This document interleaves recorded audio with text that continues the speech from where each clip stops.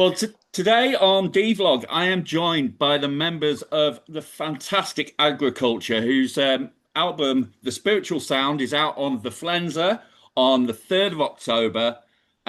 So pleased to meet you guys. And congratulations on the album. I've been living inside it since I got it. It's Thank incredible. you.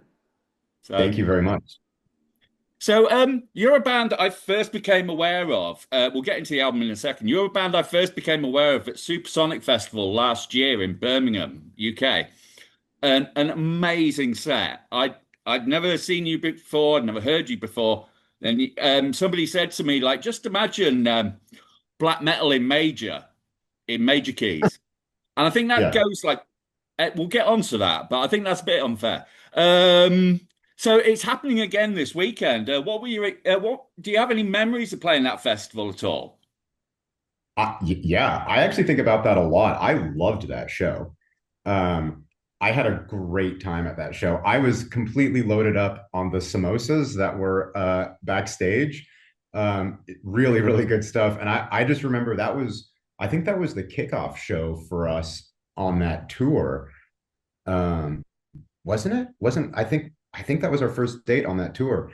And yeah, I remember just the hall was great. The audience was super responsive. I remember like the crew was really, really nice. The main stage manager was just like super communicative and just like a really nice guy. Um, yeah, I just remember like great audience, great sound, had a great time. I think I was like smiling the whole gig. I think about that fondly, actually. I thought that was a great day for me. I really liked it. One thing that I took away from that was that you were all smiling on stage. Yeah. There was a lot of joy emanating off that stage. I was definitely feeling the joy, especially with you, Dan. You did, I think you did the entire set with a big grin on your face. You seem to be really enjoying yourself. Yeah, it's really fun playing in this band. Like, I mean, you know what I mean? Like the music's really fun to play. And yeah, I just like love, Hmm. obviously sharing the stage with everybody else. Yeah, it was special. That was a really, really good show. Absolutely, absolutely. So the first single from your new album. Now, forgive me if I pronounce this wrong, right? But Bodhi Dharma, is that right? Yeah. Brilliant. Perfect. I usually mess up pronunciations. Um, it's got a quite well, I know a bit about India and about those guys over there. And this guy, he basically stared at a wall for like most of his life, didn't he? Yeah, for 9 years. 9 years, Yeah. is it? Yeah, right. Yeah, Yeah, and there's also a kind of brutal twist to the tale in that his successor came along and chopped his arm off. Is that yeah, exactly. Yeah.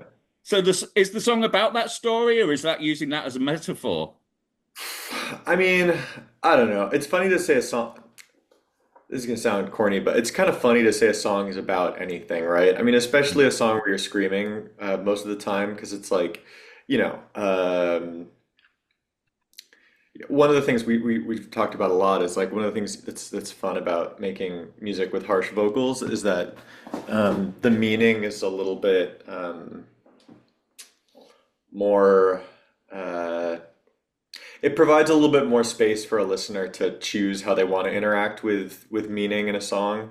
I mean, uh, it becomes more about tone setting and atmosphere and all these other things. Mm. Um, and so, to the extent that that song is about anything, I mean, I think that was a jumping off point for me. I really love Bodhi Dharma is a hero of mine.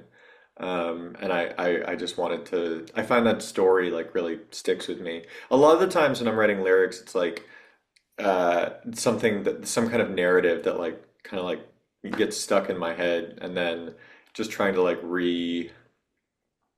um, just to retell it kind of it's like storytelling or something like that.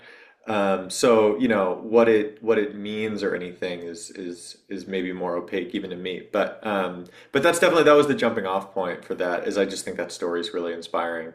Yeah, absolutely. And I just found it very interesting that Zen Buddhism comes into play there, and then obviously, like there's a very spiritual celebration vibe to when you're on stage. It feels like Totally. a spiritual event. Is that entirely the purpose? Is that what you're trying to get across? Is, as you say on the album title, Yeah. spiritual I mean, sound? I think like I wrote this in another interview recently. Like I think there's like two things that we're looking for in every like everything that we do as a band. Like the first thing, the most important thing is like it has to bang. You know what I Yeah. mean? Like it has to just like rip.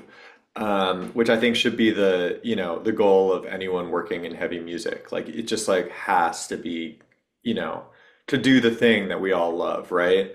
Um, and then the second thing, because like you know, the thing that draws me into it is definitely like trying to, you know, working out. I don't know about working out, but working with, you know, th themes that are very important to me in my spiritual life and whatever.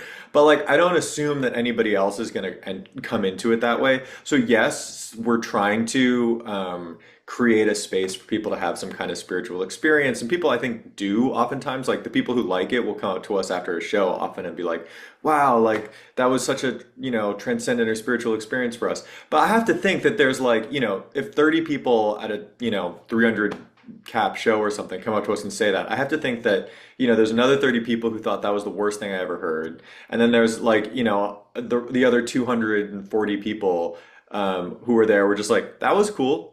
And like, so it's like just by playing the numbers, like the most important thing is that the people who are just like, that was a cool show are like having a good time. And then of course for us and for the other people who like really want something and are open for something else, like that's maybe like where we're coming from. Um, but I think that, you know, the most important thing is just that, you know, we're providing, uh, yeah, just like doing our job. And as a metal musician, your job is to like play sick riffs. You know Yeah. what I mean? Yeah. And also, Leah, to bring you into this, but I understand you and Dan share songwriting, lyrical roles. And some of your songs are about like LGBTQ plus issues and stuff like that. With such an emotive subject matter, do you find that the music mirrors the subject matter? Is that somewhere that's the jump off point in your eclectic blend? I think so. I think uh yeah, I think when I think about the sorts of things I like to write songs about, whether it's my experience of spirituality, whether it's my ways of relating to other people, whether it has to do with sort of queer community, trans community, stuff like that. Those are all things that I have a huge spectrum and variety of feelings about, right? And like I think those things bring up different feelings in a day-to-day way. And you know, just like thinking about spirituality, it's like sometimes it can be such a struggle and sometimes it can be such a blessing. And there can be a lot of pain to that and there can be a lot of peace found in that. And like yeah, so I do think sometimes the those musical ups and downs do kind of surface from like what is the thematic material of this song and how do I best like uh situate that in the music, or how do I sort of contrast it in an interesting way or something like that. Yeah, excellent. I mean, because one thing I was going to touch on before when I said someone described it as like black metal in major, I thought that was lazy for a start because having listened to your record, it's got as much in common with noise rock, post rock, shoegaze, black metal, although it seems to do you a disservice to even call it black because you're multicolored. You are definitely kaleidoscopic metal, I would call it. But I mean, the things it does have in common are the blast beats and the obviously the fry vocals. But yeah, it's a definite sonic stew. I mean, do you find, especially on this record, actually, your sort of like the black metal side of what you do is only like how much does it actually figure these days? I almost got in trouble yesterday in an interview where someone asked us a similar question. I was about to say I don't care about black metal, Right. uh, which is not true. Um, but maybe is a helpful jumping off point for like what our attitude is towards sort of like genre generally. Hmm. Um, I mean, I think that we tend to think of genre as a much more fixed thing than it is these days. You know, it's just like Leah, I thought you were talking about this really well recently. We were chatting about this, like how it's not like, can you just do the thing you were doing about codification? That was good. Uh, yeah, to me, like, I think we do care about black metal, just to put that on the record. Okay. Like, we do, we're really inspired by black metal and like its whole lineage and development and all of that. But I think this is the part that maybe marks us as a little bit different than a lot of black metal practitioners and fans is that we're not rigidly obsessed with sort of what is or isn't black metal or Absolutely. whether or not what we're doing at any given moment is black metal. And yeah, I think there are just sometimes there are just certain genres that really become like so deeply gate kept and really like rigidly defined in a way that I think relates to everything from like how they're culturally arrived at, how they are like what their political leaning is and stuff like that. And black metal is one of those genres, but I think something we like to do is think like what else can we do with this music? Where else can this music go? And what are we missing when we like keep it in such a tight box, you know? Mhm. Yeah, I mean, it struck me when I saw you live that just, I mean, because you don't sound like anyone else, but the nearest thing I could think of was Liturgy, um, who Who? are like kind of, I mean, at times they're absolutely distressing, but at times they're actually quite joyful. And I think that you had that in common, and obviously the vocals, the blast beats, and the vocals and the blast beats. But the guitars, I mean, the guitars on this record, I mean, like the first track has got a monster of a riff on it that sounds like the Melvins, man. To me, to my ears. So, I was trying to write a Slipknot song, actually. I was really interested in like with that song in particular. I was like, I just to jump off. I'll let Richard jump in with the guitar stuff in a sec. But like, I think like the thing that with like I guess I just like we don't think of, I think that, and I think this is true. We don't think about genre when we're no. writing. Like it's a useful thing, and I think this is true for like all musicians except for maybe younger Mm, musicians who like grew up with like where like everything is like in a playlist. Like there's such mm, hyper specificity for genre these days because it'll be like TikToks, I mean like sorry, like shoegaze songs to watch TikToks to or something like that. mm. Maybe that sounds like I'm being a little bit flippant about it, and that's fine. Like, do your thing. It's cool that kids are really into music and calling it different stuff, but it's like not where we're coming from. We're too old for that. So I think that Absolutely. like there's a bit more of a like when we were growing up and stuff like the even like the term indie rock, right? Like encompassed what would now be like maybe divided into like 1,000 different subgenres.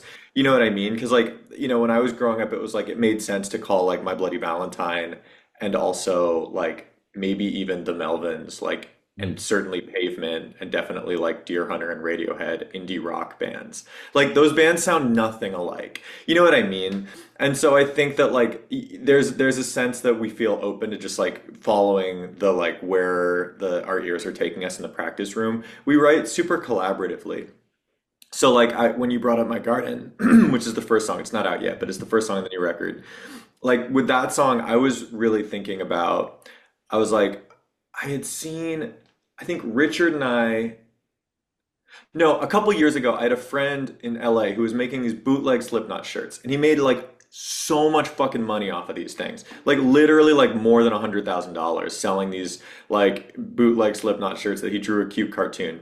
The drummer of Slipknot liked the shirts and gave him a couple tickets to go to Knotfest in LA. And at the time, I'd never really spent time with Slipknot. You know, I knew like Duality or whatever, but I always thought they were kind of a corny band. Because you know, a little bit too young and Mhm. not. I had a really nice childhood.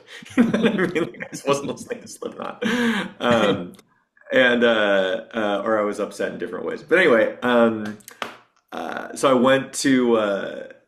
He was going to take his girlfriend to the show, and I was like, "No, you're not. Come on, like let's go together. Like, please take me. Your girlfriend doesn't like metal, and like you know whatever. Let's go." So we went, and I thought it was going to be kind of just a laugh. It was fucking amazing. It was such weird music. It sounded crazy. They're an amazing band, like straight up. Um, and I, you know, it really like was one of those moments where I felt like I had egg all over my face. I was like, I've just been like this, like such like a stupid little guy about this band. And it made me start thinking. I was like, what is? But this music is truly bizarre. It's very dissonant. There's some melody in it, obviously. Like, it's easy to hear the pop elements, but there's all of this like really weird stuff, and they're selling millions and millions of records around the Mm. world. And that was really interesting to me. Like I was like, not in a sense of like how can we do that as a band, but like what is it about this what is it in this version of extreme music, which all of us are interested in, that makes it hit for like in a way that, you know, Bruno Mars hits or something like Mm. that. Like what gives this music that is like actually really heavy and distort and you know, strange in a lot of ways. You know, when you go away from the singles on like the first or the second Slipknot record, like it's pretty crazy sounding music. So that was really inspiring to me. So it was like that was something that like I was like, okay, what would happen if I tried to do that? You know, and then that's something that like then gets brought into the band. And I remember when we first brought that song in, Kern, our drummer, was just like, yeah, like I kind of think this sucks. Like I don't really like music like this. And then I was like, totally, let's like just see where it goes after it passes through like, you know, how we approach something. And I think we're really stoked with how it came out. But I think that's maybe some insight into like how we're thinking about music is like it may come from somewhere. Like I don't think the final product really sounds a lot like Iowa or something. No. Um, but you know, there's you have like you get in your ear gets hooked on something, and then you try to do your own thing. Um, and so you may start out, I guess this is all to say, you may start out somewhere with some kind of reference, whether it's an artist or a genre or whatever in mind, but it's going to end up somewhere totally out of your control. And it reminds me a lot of something Richard said when we were recording another song, the next single that's going to come out, which is called Dan's Love Song. And I had some really strong references for what that was like. And I remember I was like, man, does this just sound too much like My Bloody Valentine? And I remember Richard in the studio was like, who the fuck are you to think you can sound like My Bloody Valentine? You can't do that. This doesn't sound like it at all. Like, no one can do that. You know what I mean? And I think that's like how everybody, especially like if there's any kids listening, like that's how you should approach music. Like, if you think you're ripping off Radiohead, like, yeah, good luck. You know what I mean? Like, they're better than you. No one can make music that's like that. You know what I mean? And so, you know, I That's just think really it's like cool perspective. I really I like mean, it's that. not that you can't like, you know, I mean, it's not that you can't do something. I mean, like think about like Oasis or something. How many people must have told them they were like, "You guys just sound like you're ripping off the Beatles." I'm like, okay, they're not the Beatles. You know what I Mm. mean? Like, and so no matter where you're coming from, like the thing that's going to end up coming out is just going to be your thing. And maybe you get lucky and your thing is good and people resonate with it. Or maybe you don't and people are just like, this sounds like a worse version of whatever. Um, but that's fine. You know what I mean? Like it's just like, but I think that like Richard, I think Richard's the best engineer I've ever worked with, and we're so lucky to have him. But like part of that is that like the coaching in the studio of flipping the imposter syndrome thing on its head and being like, Mm. you know, instead of being like, I'm an imposter because this sounds like them, being like, yeah, you are an imposter because you can't do this. This is just going to sound like you. It's brilliant. You know what I mean? It's actually quite Well, and freeing, actually. Totally. Totally. that's the idea. That's the idea behind the perspective. Is I'm sort of trying to like violently instill the idea that like let it go. Like, you no, like by the time we finish churning it out, nobody's going to be like, oh, bro, like you're just trying to do MBV, or it's not going to be that, because it's, another way, a less direct and kind of violent way of saying that would be like, look, trust your instincts that you have something you like, follow that inspiration. And by the time we're done with it, it's going to sound, it's going to have all of our fingerprints on it. It's going to sound truly special. And also, it's saying that is also to encourage inspiration. I think it's really easy to get down on yourself, be like, oh, I'm just copying this, that. But it's like, man, if you wake up and you're feeling inspired that day, run with that. Like, Mm. it doesn't matter what you think it does or doesn't sound like. You got to run with that. You got to like realize your truth. If that's your truth today, you got to live that truth, and ideally get that on tape and like capture that moment. um I often so I often think though, because of things like for an artist like writer's block and stuff like that, if you are feeling inspired, jump on it, man. 'Cause if it's going to be around for a finite amount of time, jump on that and milk it. Like honestly, get those ideas going while they're going. You know what I mean? Because yes, you don't want to regret the things you yeah, haven't said. You know? It's absolutely. also like so important to write things that are bad. Like Mm, you just have to do it. I mean, like there's no way around it. mm, There are some people who like just their bad stuff is really good. And then there's some people who their bad stuff is bad. Leah and I Leah's a really big Lou Reed fan. mm. And I'm a really big Bob Dylan fan. They're both great songwriters, but I think the difference between them, if you don't mind me saying so, and Leah maybe is going to disagree with this, when Lou Reed is bad, which he's not afraid to do, it's so fucking bad. It's like Yeah. unlistenable to me. Hmm. When Bob Dylan's bad, it's amazing, I think. But like, you have to be willing to do whatever. Um, you got to be willing to write Lulu. Yeah. I You know, was going to mention Lulu. Yeah. I mean, huge, a lot. Thank you. A lot of people missed that that was a sort of core text for this record. Yeah. The Lulu album. I mean, I saw you guys at Supersonic. You see, so I'm very open-minded about music if I go to that festival, right? But Lulu lost me completely, and there's not a lot of things in the world that lose me. There So, is something about yeah, like I do feel like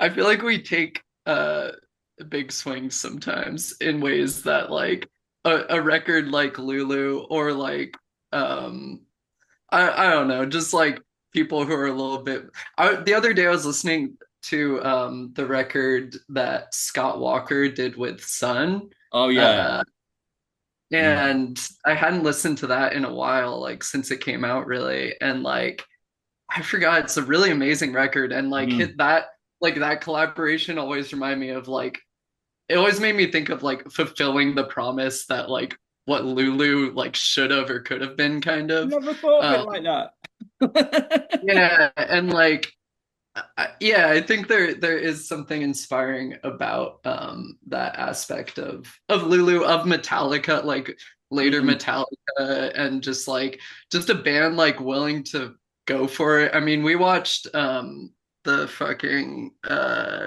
Some kind of monster. some kind of monster, yeah, when we were recording and um watching that it was like it is a documentary where you're like the outcome and like what's coming at the end, but like at the same time it's kind of inspiring because they're just like going for it in a way that they just like they don't even really understand the music they're making while they're doing it, or like or the music they're trying to make because they're trying to Mm. engage on that like 90s like alt metal stuff, and they're they're like have a whole argument about like whether there should be guitar solos because guitar Yeah. solos aren't cool. But it's like I'm Kirk Hammett, we're Metallica. Yeah. we should be doing guitar solos. Like, come on. And it's like, it's pretty sick. Like, I don't know. So I do, and like going back to Lou Reed, it is like the funny thing about him is like most of his solo stuff is bad. And the stuff that's good is so close to being bad. And it's not that it's like so bad it's good. It's just like it's some the magic of it is in that like that fine line that like he's able to walk. And definitely something that inspires me is like how close to being tasteless can I get? So he Well, also like, basically, yeah, sorry. sorry. I was just gonna say, speaking of tasteless, like all of us, the three of us at least, I think Kern maybe has more just like good taste. But like, I mean, Richard's favorite band, I would argue, is one of the most tasteless bands of all time. Oh, is that AC? To each their own. Yes, my favorite band of all time is, of course, Van Halen. Oh, Van Halen. Right, okay. Great band, Incredible great band. band. I'm Yeah. sorry, Hot for Teacher is a tasteless song. It's a great song. Oh, yeah. But I mean, Eruption, basically, but Ralph like it's was like king of it's so cheese. good. It's amazing. And like I will say, one of the great things about being in a band with Richard is like how much Van Halen we listen to now. And like I love Van Halen, great band. But like all of us are like into artists who border on tasteless. You know what I mean? That's important to all of us, I think. Yeah, man. I mean, I Well, was extolling the virtues of My Chemical Romance to someone the other day, um, which I don't know what it's like in America, but over here it's deeply unfashionable for a guy of my age to say you like My Chemical Romance. 47-year-olds shouldn't be listening to My Chemical Romance, apparently. But I also go to Supersonic festivals, so What should you be listening to? What's But cool? exactly what I damn please is the answer. Okay. yeah, yeah. So, yeah. So, get back to this. Um, Dan, you mentioned that Richard is was responsible for engineering. Now, that was something I was going to get across here because one thing that was really striking about your live performance was like how it felt like anything could happen. It felt very spontaneous. I mean, obviously there is a degree of like unspontaneity in any live performance, but it just felt alive. It felt really alive. And one thing that got me about the album is how you've managed to capture that. And the recording sounds very lively. It sounds like, it does sound combustible. Was that your approach to it? That sort of Albini approach of like capturing the sound of the room, the sound of the band, the sound of everything? Absolutely. Absolutely. I mean, that's something that we're aware of. Like we're aware that, and something I thought have had been thinking a lot about as we were preparing to make this record.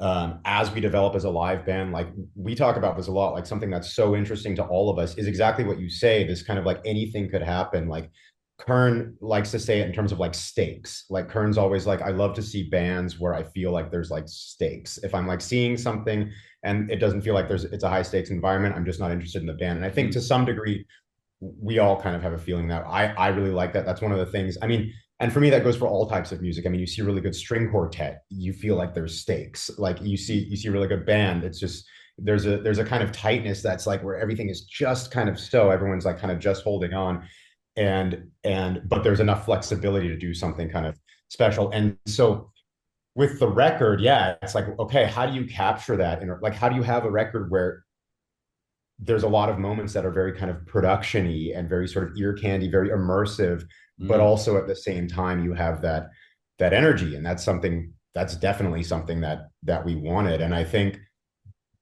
you know, technically there's a lot of different ways to achieve that. I mean, for us, something that's always really important and that I think forms like a really strong foundation is to get good live takes. So like the foundation of everything is live. Mm. Obviously there are overdubs and things here and there, but Mm. like but the initial tracking is always the four of us in a room facing each other playing, Yeah. and getting a really good capture there where everything is just kind of like on fire is really good because you just there's something about it. It's just the way the air moves in situations like that you just can't replicate if you did everything, to a click individually in different zip codes or whatever. Yeah.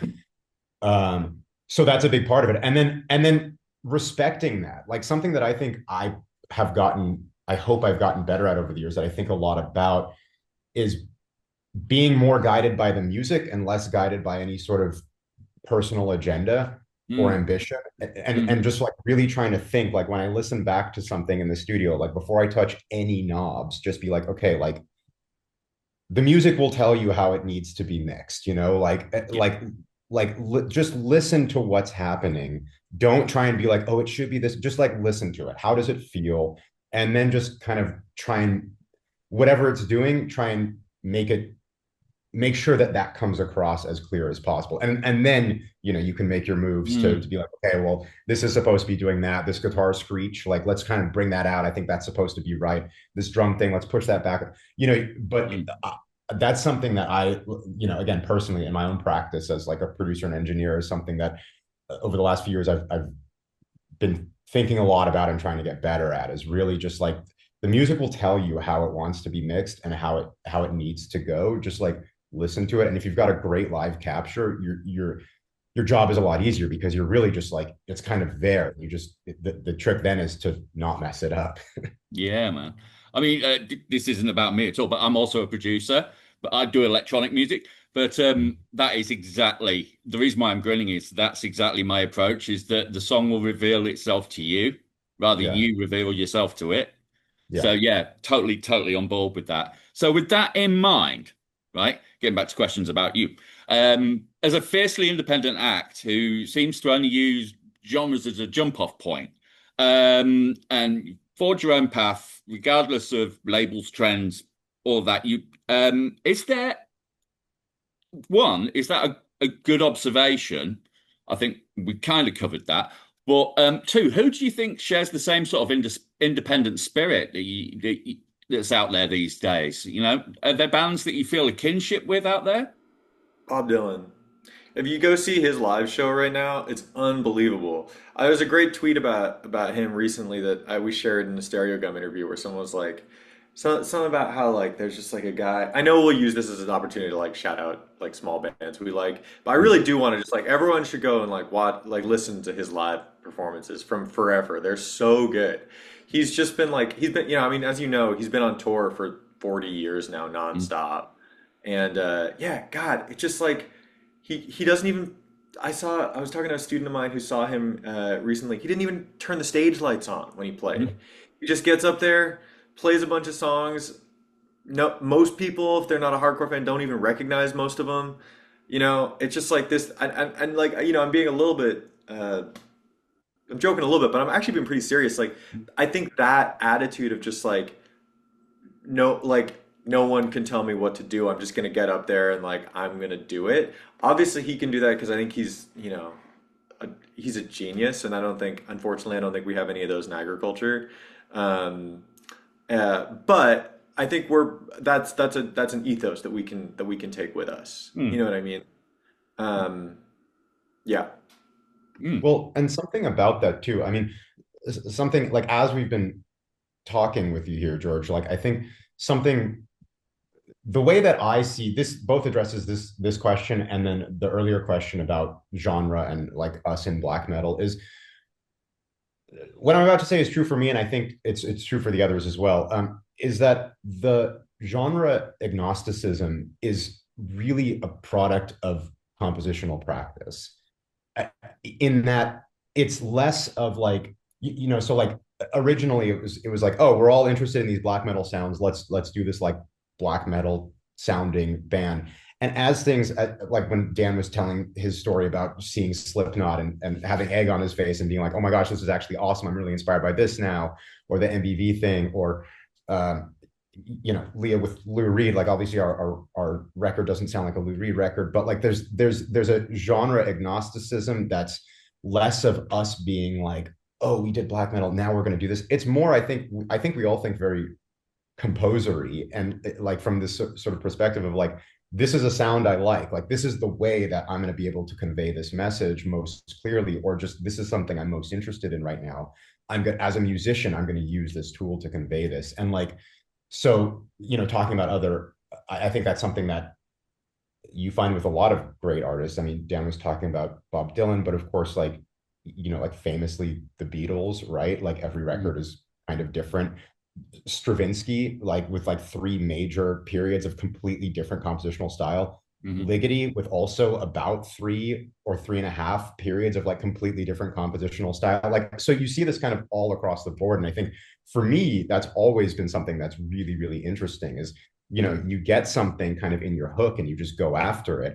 And then at some point you find something else. And at a certain point, it becomes your own sort of unique blend. It's like, oh, how did you develop the style? It's like, I don't know. I'm just obsessed with music and sound, and these things were cool, and these things were cool, and there's this sort of pulling that's like not premeditated in the sense of like, oh, now we're doing this, now we're doing that, but more just like following your ear and following your intuition. Absolutely. One of the most affecting parts of the album, actually, Leah, this is I believe it's you doing the vocal. Correct me if I'm wrong. I think it's you doing the vocal. It's a really intimate part, and the way the mic is like set up, it sounds like you're very close to the mic indeed. It's very and it's almost whimpered. It's like it's and the it's just a drum, a bass that's just sort of resonating underneath it. It's such an affecting part of the record because when it crashes back in, because you've gone from that minimalism, it's it's such an impassioned vocal by you. First of all, am I right? It is your vocal, isn't it? Yeah, yeah, correct. Right. So where did that idea come from? Is that was that Yeah, to reflect the like get that emotion, that intimacy just right? yeah, we were with that song. I mean, it that really just was that you're talking about Bodhi Dharma, and that's the verses of that song. So like that was originally material, especially that like big chorus riff that happens in the louder sections. That was stuff Dan had brought in, and then a lot of the way the verses came together was kind of shaped through rehearsals, and we tried it like a million different ways. And then eventually, a lot of those ways, it was like a more sort of in between zone of like Mm, it was dropping from the big chorus riff, but it wasn't quite where it ended up. It was just like, mm, a little bit more moderate. And I think we just kept finding like the more extreme we go with it, the more it hits. And mm, yeah, and then that even went through to the recording process, which was like me recording with Richard. And like, when you're recording, you have your like headphone mix, and you have your the music coming through the headphones, and then the how much you're hearing yourself and monitoring. And it got to a point with that like quiet whisper stuff where I kind of had the music as quiet as it could possibly go. And I also had one ear of the headphone off. And like doing that was the only way I could really like even get the definition of like how much breathiness am I doing? How much mouth mm. sound is here? How much control can I have, and how vulnerable or tender can I be with it? And so it was like this, yeah, it was about like even just finding how dramatic that headphone mix needed to be just for tracking something like that. Whereas like usually I'm asking for my mix like so loud that Richard's a little bit worried about me. Um, but but yeah, so It's a dramatic. It's as you said, dramatic. It's and it's also a very sort of like really like ballsy move because you're taking everything out, and it's so like sort of vulnerable right there in that space. I just think it's incredible. I think it's a great use of dynamics. It's the sort of thing I look out for all the time. So now the albums. Going to go out and all that. Is there big, is that the next year or so of your lives taken care of? Are you going to be touring a lot? Is that something that's on the horizon? Yeah, I mean, I hope it takes care of our lives for the next year. Uh, at least yeah, we're doing a bunch of touring. And yeah, I think maybe that's a good segue also. And I just did want to answer the other question you asked about other bands that we're like excited about because we're getting to take some of them on tour. This Mm. young band from Portland called Rhododendron, they're so just really an exhilarating band. So we're gonna get to play with them. This band World Peace, been doing it for a long time. Yeah, but then yeah, hopefully doing a lot of tour. Are there other bands that we want to shout out? Who are the other bands we love? We love Senza. I did Oh want, yeah, yeah. Also, just to loop back while we're talking about like other bands and people we play with, like, um, yeah, just like I think there are a lot of bands in our scene who are doing the like the genre agnosticism sort of thing in like really interesting and subtle ways. And like a lot of our label mates, like Bostonage and Ragana and like and Chat Pile, it's like those are all bands that you don't think of necessarily as like breaking the boundaries of genre, Oh, but like they really are. They're all really hard to place as like what exactly is this band doing? I Cat think Pile, I'd say another definitely. local band for us. Yeah, and I think another local band for us, Lagrimas, who we've played with a few times, like do a really cool thing with that. Habak from Tijuana. I think we're doing a gig with Victory Over the Sun. They're a really cool band up in Portland. And yeah, I've also been obsessed with this band right now called Asuno Jokai.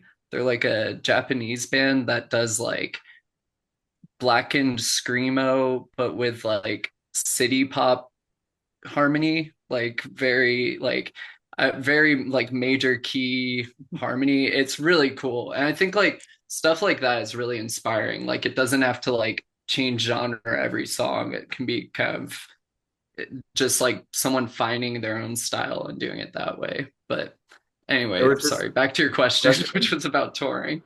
Oh yeah, I think we've covered it. Lots of I got touring, another some cool segue from bands. that. Was that on our last tour, we our tour manager in Europe, this dude Brom, fucking legend. Shouts out Brom.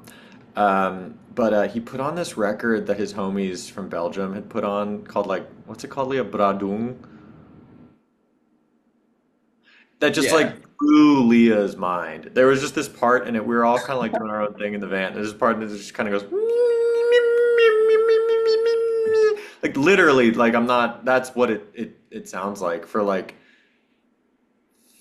10 minutes or something like that. But in a Wild. really cool way. Like it sounds bad what I'm doing, but like that kind of thing that we were all just like, whoa, like you. And I think are those the same? Are those the dudes from Weegadude or are those the dudes from that other band?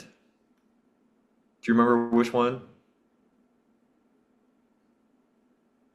Leah? Oh man, sorry, I might have lost you for a sec. It's Sorry, okay, my whatever. internet's They're in some other dropping. like really cool Belgian or I, French band or something Oh, like oh that. yeah, yeah. I mean, Brom introduced them to us as like these guys are real true cult black metal. Like Yeah. he was like describing their performances where they have like on stage and stuff, and then we're like listening to the album, and it is yeah exactly what Dan described. It's just Yeah, we should. like chipmunk sounds, and I was Yeah. like, that this is so incredible. Yeah. yeah, there's some absolute. I mean, it's funny you said Japan. I'm on a serious deep dive on Japanese bands at the moment. There's some mind-blowing stuff coming out of Japan. Right, so last question I'm going to ask, and I asked this to basically everyone I've interviewed this year, which is about 250 people, um, for my sins. Um, if you were going to recommend, if the Board of Education came to you and said, recommend a track that a kid should listen to before they leave school to set them up for life, off the top of your head, first thing that comes to mind, what do you think they should listen to before they go out into the wide world? Any genre. All right. Well, I'm going to take this in a particular. So I've been talking a lot about. I'm sure that I don't know if did Rafi make it over to the UK? Do you know who Who? Rafi is? Waffy. Rafi. Okay, I'm sure there's an equivalent over there. Rafi's a children's singer. He was famous for this song called "Baby Beluga" that everybody grew up with about a whale, but it's like for babies. You know what I mean? So the way that your question is striking me is we've been talking a lot about how like there's music that's for like babies, but of different ages, which is to say that like there's different music that makes sense at different times in your life. So it's the kind of thing where it's like if you're a 20-year-old listening to the Red Hot Chili Peppers all the time, like maybe listen to something else. But if you're a 13-year-old, awesome. Because the Red Hot Chili Peppers is like Rafi for 12-year-olds or 13-year-olds. You know what I'm saying? And it's like we were talking about that as well with like Neutral Milk Hotel. Like weird to be a 27-year-old listening to Neutral Milk Hotel. But if you're a 19-year-old, awesome. You should be. It's weird not to be. Um, so it's funny when you talk about like what kids should be listening to like in school. Like, I mean, I guess that's where my brain goes immediately is like there are these core texts of like that you maybe like can't listen to in the same way as an adult, but you really can like when you're younger. Like kids are just so much better at listening to music for us so that than us, you know what I mean? So like to me it's like yeah, like put on Kid A. Mm. Like you should listen to that record a billion times in high school. It's fucking amazing. It's so goddamn good. The structure of it is amazing, and it's like it's again, it's the kind of thing where it's like if you're asking me at 31 year like if we were on a date right now and you're like, "Oh, Dan, what's your favorite record?" and I was like, "Kid A." Like maybe it raises a red flag. I don't know. Like that's like, you know, maybe like it's a little bit like basic or something. But if you're 15, 16, 17, like just listen to it a billion times because there's so much good stuff in there. You know, it's 52 minutes. It's everything in it is incredible. And you know, as speaking of, you know, I got into it obviously in high school and was just like, man, like I did not know music could do this. Like I Mm. didn't know you could go this far afield. You know, so yeah, I think I would really just encourage any child listening to this to spend a lot of time with that record. Can I take that as the collective? Because I've just noticed we're running out of time. No, definitely not. Sorry, I just took up too much. I'll be very brief. I'll be very brief with Absolutely. mine. If the Board of Education approached me and was like, "What's something that a kid before they leave school should listen to?" I'm gonna. So I agree. I think Kid A is a great one. My input is I would say Black Angels by George Crumm.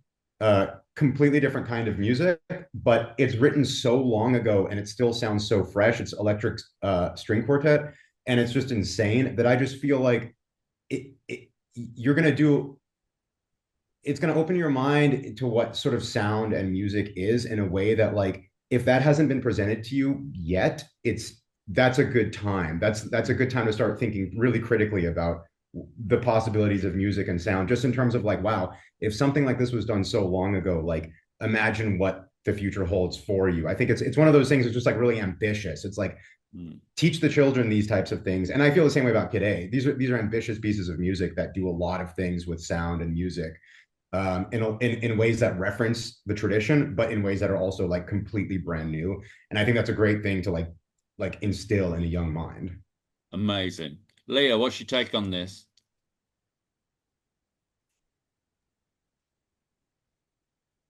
Yeah, I think mine, I'm gonna be boring. It's a Lou Reed song. I'm So Free.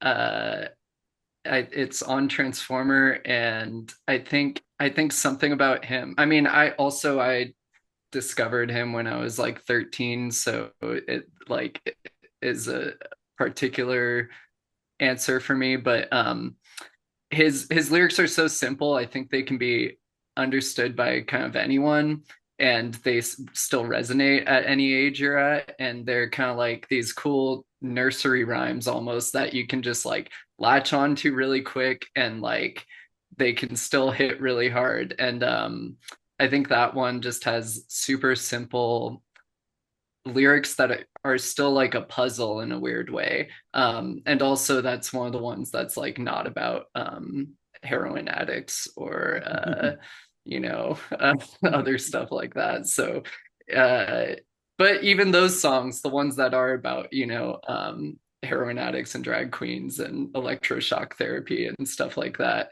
even those are like weird little nursery rhymes. So I think it's like a Absolutely. cool that song's a great example of it and a cool introduction. That's amazing. But I'm sorry for saying that we take Dan's answer, actually. I'm really glad we got everyone's. I'm really glad we got everyone's there. So that's been an utterly inspiring interview for me. Thank you all so much for giving me your time today, and have the best time on tour. I understand you're leaving for the UK soon. Yeah, are you So gonna Monday. come see us? Are you around?